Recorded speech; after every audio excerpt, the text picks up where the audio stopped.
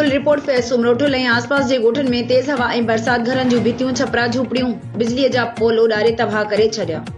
बिजली जो निज़ाम धरम भरम, कारोबार ठप थी वियो। दुकाननि अॻियां बरसाती पाणी बीहण करे सॼो शहर बंदि थी वियो।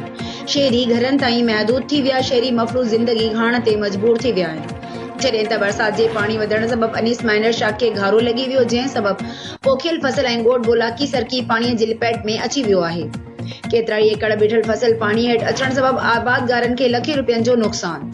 उन खां अलावा ॻोठ शादी खान डोल, लाल खान डोल, छुटो खान डोल, फलू लाशारी, बुढो समेत जुंगल जे शहर में भी काफ़ी घरनि जूं छितियूं ढही पयूं आहिनि। जे सबबि ॻोठाणा मुतासिरीन खुलियल आसमान हेठि USAID पारां मिलियल ताल पत्रनि जो सहारो वठी ॾींहं ऐं राति गुज़ारे रहिया आहिनि। राब्ते करण ते मुक़दम कैर खान डोल, अब्दुल मजीद डोल, हाजी खान लाशारी, सुमार खान समेजो, सोबदार सोमरो ऐं ॿियनि ॿुधायो त 2022 वारी बरसातियुनि सबबि असांजो सभु कुझु लुड़ी वियो, लेकिन सियासतदाननि ऐं कामोरनि पंहिंजी मनपसंद माण्हुनि खे खेमा, तरपालूं, राशन, घरनि जूं सर्वे वग़ैरह जड़नि सां नवाज़ियो वियो आहे।